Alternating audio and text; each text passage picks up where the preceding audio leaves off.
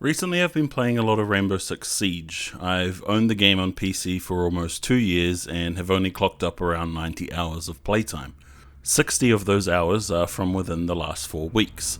I also played the beta on PS4 and purchased the game the same day it released on console.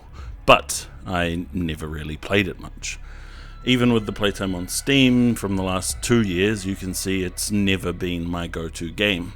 I quickly realized the reason for this was that it's just not as much fun when you play by yourself, but is infinitely more fun when you play with a group of others.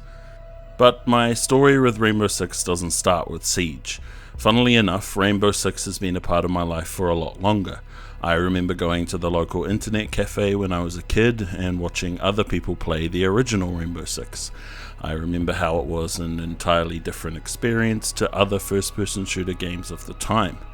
Each mission started with a briefing of the situation, and then the option of creating squads of AI-controlled operatives. You would plan their routes through a bird's eye view blueprint of the map, set waypoints for the teams, and select the loadouts for each of your operatives to use.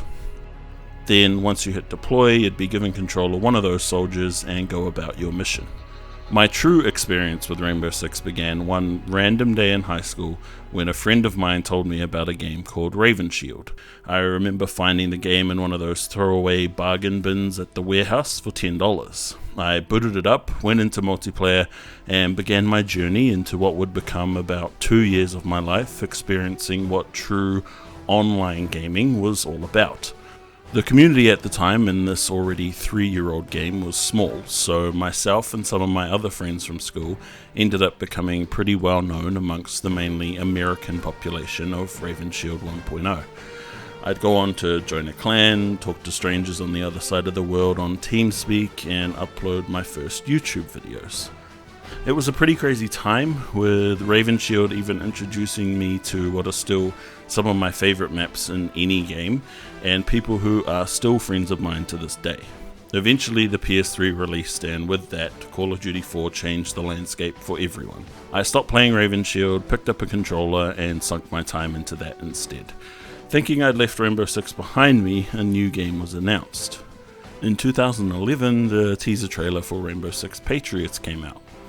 The game would go on to become the most controversial offering in the series, dividing gaming and mainstream media with its decision to include domestic terrorism in America.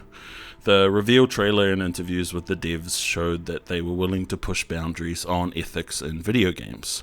Well before Captain Price threw a bomb-strapped civilian over a railing in 2019's Modern Warfare, the reveal trailer for Patriots showed the operative having to make the exact same decision in order to save all of the would-be victims in the surrounding area.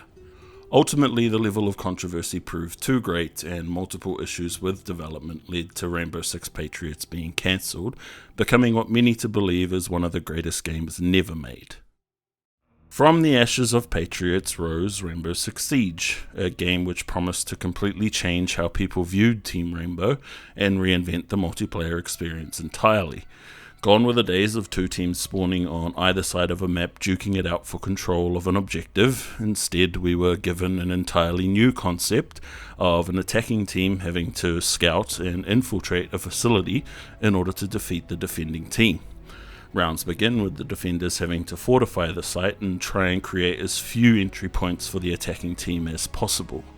Attackers spend the beginning of the rounds droning the map in order to locate the objective and try and cover entry points so the team knows where it's safe to come in. Ubisoft took a big risk in the production of Rainbow Six Patriots, but I'd say they took an even bigger risk by creating Siege. All of the old guard of the Rainbow Six series were faced with the challenge of having to accept that their game had taken a drastic turn and was becoming something completely different to what they were used to. They also had to come to grips with the fact that the game was also becoming almost entirely multiplayer focused. I say almost, as they did include situations which, if anything, only act as tutorials before you head online. Now, taking it back to where I originally started. Why I've been playing Siege almost every day for the last 4 weeks. It's honestly some of the most fun I've had playing with other people I know for a long time. Coordinating movements, having friends drone and provide surveillance on areas before you storm into a room is thrilling, and forcing myself to actually learn the maps for callouts and drone spots has kept me coming back every night. A lot of the time it also comes down to mentally outplaying the other team as well. That's not to say if you have godlike aim you aren't going to do well, but if you don't know positioning or map rotations you will suffer for it. Like I mentioned in the beginning, I can't wholeheartedly recommend this game if you're going to be playing by yourself. It's much harder to get better at the game, especially in quick match where hardly anyone is calling out enemy movements or where they've been spotted. The matchmaking system also seems to be kind of all over the place, with the chances of playing against people in a higher skill bracket being quite high. The people I play with are all around the silver to gold range, and I managed to hold my own, so I'd say that's currently where I sit. And I've played plenty of games with platinum or diamond players who are just clearly on an entirely other level. The game released at the end of 2015 with 20 different operators to choose from, and each year new operators are released in an annual pass format. They originally had the outlandish goal of filling the game with 100 different operators, and with the total sitting at 50 right now, maybe that goal isn't as far-fetched as everyone originally thought. As the game released a long time ago, they do need to keep the lights on at Ubisoft, so there are DLC and monetization options in the game.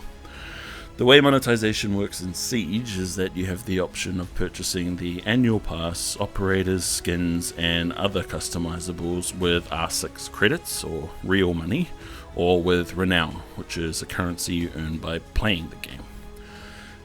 Blah blah blah, this wasn't meant to be too much of a description of the game itself. Basically, the reason I keep playing it so much is because every match and round has the potential to be so much different than the last.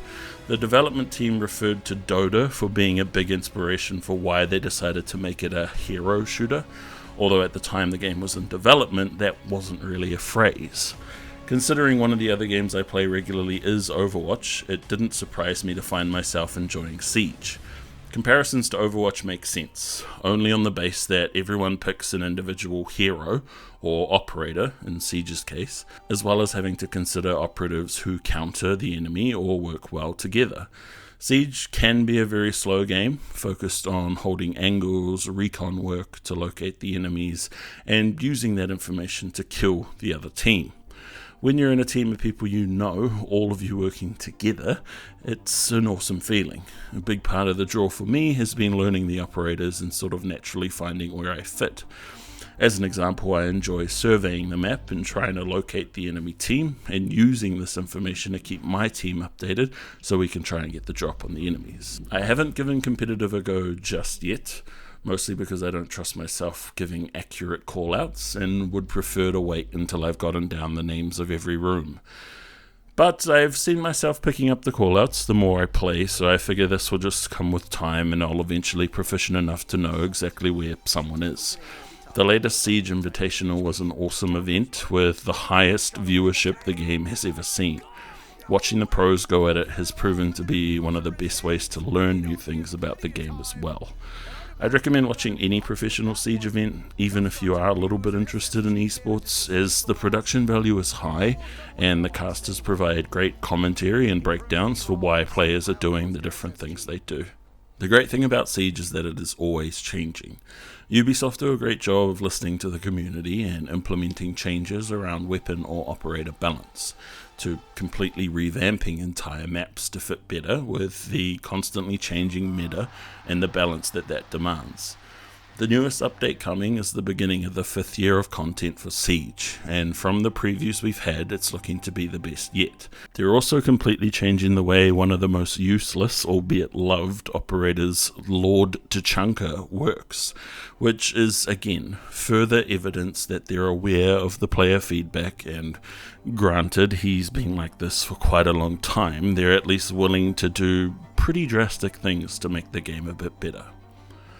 I never expected to like Siege as much as I do. I have always enjoyed playing it, but actually learning the ins and outs of everything has turned this game into a bit of a passion for me. I'd recommend it to anyone interested in a new first-person shooter or a new game that they want to be competitive in.